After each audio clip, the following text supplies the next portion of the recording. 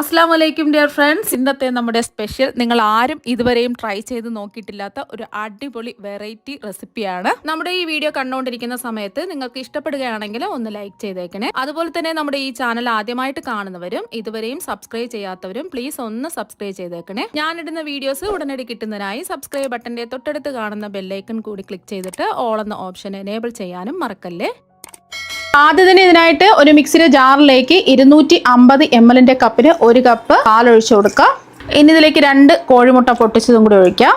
ഇനി ഇതിലേക്ക് ചേർത്ത് കൊടുക്കുന്നത് 2 ടേബിൾ സ്പൂൺ ബട്ടറാണ് ചേർത്ത് കൊടുക്കുന്നത്. ബട്ടറിന് പകരം നിങ്ങൾക്ക് എണ്ണ വേണമെന്നുണ്ടെങ്കിലും 2-3 ടേബിൾ സ്പൂൺ ചേർക്കാവുന്നതാണ്. കുറച്ചും കൂടെ ഹെൽത്തി ആയിട്ട് കഴിക്കാൻ ആഗ്രഹിക്കുന്നവരാണെന്നുണ്ടെങ്കിൽ ബട്ടറിൽ തന്നെ ചെയ്തിട്ടെടുക്കുക. അപ്പോൾ കുറച്ചും കൂടെ ടേസ്റ്റും കൂടുതലായിരിക്കും, ഹെൽത്തി ആയിട്ട് നമുക്ക് കഴിക്കുകയും ചെയ്യാം. ഇനി ഇതിലേക്ക് 1 കപ്പ് മൈദ ഇട്ട് കൊടുക്കാം. 250 ml കപ്പിന് 1 കപ്പ് മൈദയാണ് ഇട്ട് കൊടുക്കുന്നത്. ഇതിക്ക് പകരം അരക്കപ്പ് ഗോതമ്പ് പൊടിയും അരക്കപ്പ് മൈദ അങ്ങനെ വേണമെന്നുണ്ടെങ്കിലും എടുക്കാം, അല്ലെങ്കിൽ ഫുള്ളായിട്ട് മൈദ വേണമെന്നുണ്ടെങ്കിലും എടുക്കാവുന്നതാണ്. അതൊക്കെ നിങ്ങളുടെ ഇഷ്ടത്തിനനുസരിച്ച് ചെയ്യാം. നിങ്ങൾക്ക് ഇതുപോലത്തെ അളവ് കപ്പ് ഇല്ലാന്നുണ്ടെങ്കിൽ ഗ്ലാസിന്റെ അളവിൽ പാലും മാവും ഒക്കെ അളന്നിട്ട് എടുക്കാം. ഇനി ഇതിലേക്ക് ആവശ്യത്തിനുള്ള ഉപ്പ് ചേർക്കാം. ഒരു 1/4 ടീസ്പൂൺ ഉപ്പ് ചേർക്കുകയാണ്. ഒരു 1/2 ടീസ്പൂൺ കുരുമുളക് പൊടിയും കൂടി ചേർത്ത് കൊടുക്കാം. ഇനി ഇതെല്ലാം കൂടിയിട്ട് നന്നായിട്ട് ഒന്ന് ബ്ലെൻഡ് ചെയ്തെടുക്കാം. ഇപ്പോൾ ഇതാ ബ്ലെൻഡ് ചെയ്തെടുത്തിട്ടുണ്ട്. ഈ ഒരു കട്ടിക്ക് വേണം ബ്ലെൻഡ് ചെയ്തെടുക്കാൻ. ഇനി ഇതിൽ വെള്ളം ഒന്നും ചേർക്കേണ്ട ആവശ്യമില്ല, ഈ ഒരു കട്ടിയാണ് നമുക്ക് വേണ്ടത്. നമ്മൾ 1 കപ്പ് പാലിൽ തന്നെയാണ് ഇത് ബ്ലെൻഡ് ചെയ്തെടുത്തിട്ടുള്ളത്. ഇനി വെള്ളമൊന്നും ഒഴിക്കേണ്ട ആവശ്യമില്ല. ഇതിവിടെ ഇരിക്കട്ടെ. ഇനി ചൂടായി കിടക്കുന്ന ഒരു പാനിലേക്ക് 1 ടേബിൾ സ്പൂൺ ബട്ടർ ഇട്ട് കൊടുക്കുക. ബട്ടർ ഒന്ന് മെൽറ്റായി വരട്ടെ. ഫ്ലെയിം കുറച്ച് വെച്ച് കൊടുക്കുക. അതിന് പകരം എണ്ണ വേണമെന്നെങ്കിലും ചേർക്കാവുന്നതാണ്. ഒരു 1/2 ടീസ്പൂൺ വലിയ ജീരകം പൊടിച്ചത് ചേർക്കാം.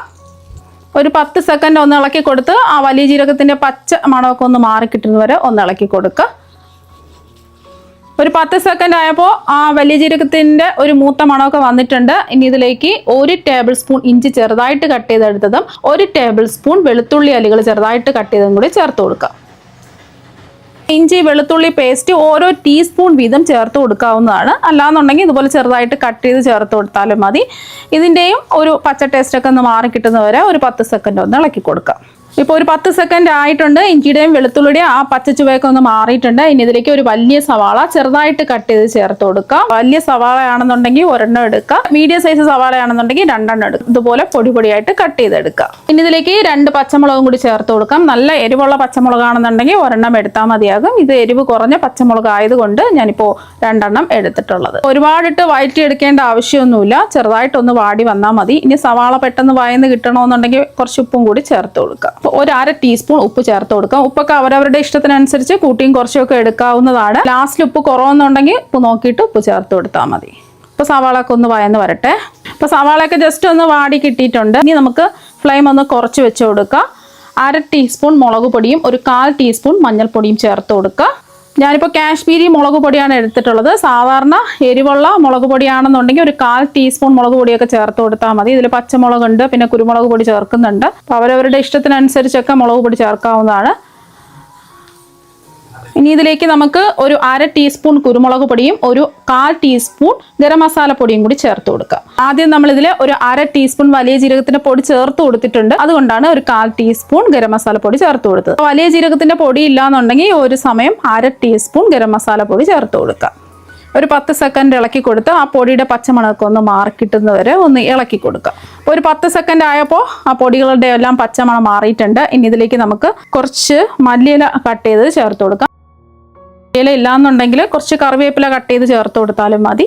മല്ലിയില ഉണ്ടെന്നുണ്ടെങ്കിൽ മല്ലിയില ചേർത്ത് കൊടുക്കുക. മല്ലിയിലയും കൂടെ ചേർത്ത് 10 സെക്കൻഡ് ഒന്ന് ഇളക്കി കൊടുക്കുക. ഈ ഒരു സമയം ഉപ്പൊക്കെ ഉണ്ടോയെന്ന് ചെക്ക് ചെയ്ത് നോക്കുക. ആവശ്യമെങ്കിൽ ഉപ്പ് ചേർത്ത് കൊടുക്കുക. എനിക്കിപ്പോൾ ഇത്രയും ഉപ്പിൻ്റെ ആവശ്യമേ വന്നിട്ടുള്ളൂ.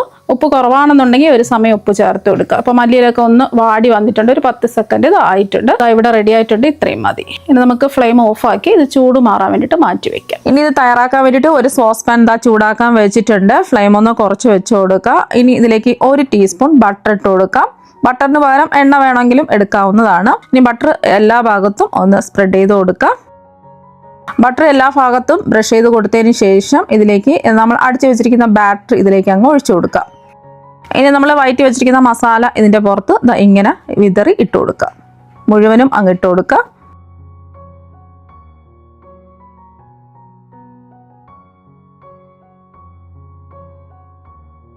ഇത് മൂടി വെച്ചിട്ട് ഒരു 3 മിനിറ്റ് മീഡിയം ഫ്ലെയിമിൽ വെച്ച് കുക്ക് ചെയ്തെടുക്കാം. മീഡിയം ഫ്ലെയിമിൽ വെച്ച് മൂടി വെച്ച് കുക്ക് ചെയ്യാൻ തുടങ്ങിയിട്ട് ഒരു 3 മിനിറ്റ് ആയി. ഇനി നമുക്കിതൊന്ന് തുറന്ന് നോക്കാം. അപ്പോൾ ഇത് ചെറുതായിട്ടൊന്ന് ഉറച്ച് കിട്ടണം. ഇതിൻ്റെ മുകളിൽ നമ്മൾ മുട്ട വെച്ച് കൊടുക്കുന്നത്. ആ മുട്ട ഒന്ന് താഴ്ന്നു പോകാതിരിക്കാൻ വേണ്ടിയിട്ടാണ് ആദ്യം ഒരു 2-3 മിനിറ്റ് നമ്മൾ ഇങ്ങനെ ചെയ്യുന്നത്. ഇനി ഇതിൻ്റെ ഓരോ വശത്തും ഇതുപോലെ മുട്ട വെച്ച് കൊടുക്കുക.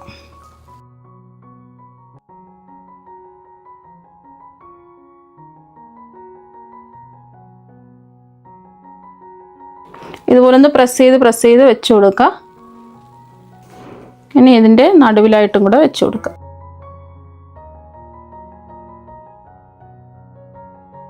അപ്പോൾ ഇതുപോലെ പ്രസ് ചെയ്ത് വെച്ച് കൊടുക്കുക. ഇനി ഇതിൻ്റെ മുകളിലായിട്ട് കുറച്ച് മല്ലിയില കട്ട് ചെയ്ത് ഇട്ട് കൊടുക്കുക. ഇനി ചീസ് ഉണ്ടെന്നുണ്ടെങ്കിൽ മാത്രം കുറച്ച് ഗ്രേറ്റ് ചെയ്ത് ഇങ്ങനെ ഇട്ട് കൊടുക്കുക. അപ്പോൾ ചീസും കൂടി ഇതാ ഇട്ട് കൊടുത്തിട്ടുണ്ട്. ചീസ് ഇട്ട് കൊടുക്കുമ്പോൾ ഒരു പ്രത്യേക ടേസ്റ്റാണ്, അതുകൊണ്ട് ഇട്ട് കൊടുത്തത്. ഇതിൻ്റെ മുകളിലായിട്ട് കുറച്ച് ചതച്ച മുളക് ചില്ലി ഫ്ലേക്സ് ചേർത്ത് കൊടുക്കാം. കുറച്ച് ചേർത്ത് കൊടുത്താൽ മതി.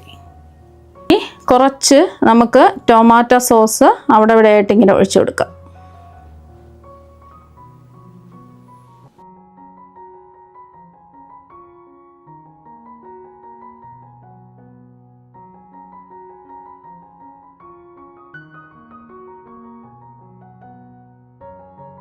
ഇതിൻ്റെ മുകളിലായിട്ട് കുറച്ച് മല്ലിയിലയും കൂടി ഇട്ട് കൊടുക്കുക.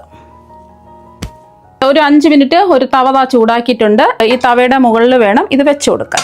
ഇനി ഇത് മൂടി വെച്ചിട്ട് ലോ ടു മീഡിയം ഫ്ലെയിമിൽ കുക്ക് ചെയ്തെടുക്കുക. ഇതുപോലത്തെ ഒരു ഹോൾ ഉണ്ടെന്നുണ്ടെങ്കിൽ അലുമിനിയം ഫോയിൽ വെച്ചിട്ട് ഇതുപോലെ ഒന്ന് അടച്ച് വെച്ച് കൊടുക്കുക. അടച്ചു വെച്ചില്ല എന്നുണ്ടെങ്കിൽ ആവിയെല്ലാം പുറത്ത് പോകും. ഹോൾ ഇല്ലാത്ത അടപ്പാണെന്നുണ്ടെങ്കിൽ കുഴപ്പമൊന്നുമില്ല.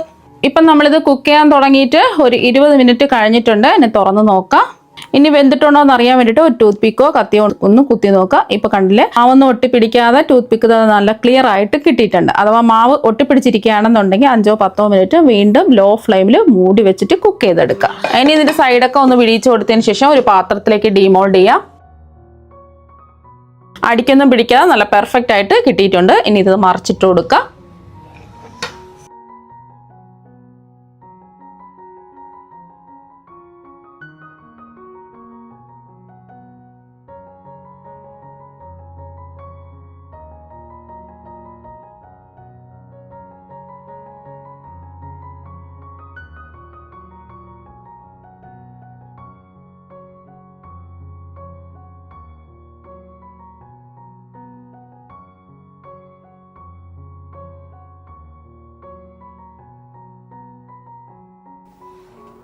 ഇനി ഇത് ഇഷ്ടമുള്ള ഷേപ്പിൽ ഒന്ന് കട്ട് ചെയ്തെടുക്കാം. കണ്ടില്ലേ, മുറിക്കുമ്പോൾ തന്നെ നല്ല സോഫ്റ്റ് ആയിട്ടിരിപ്പുണ്ട്.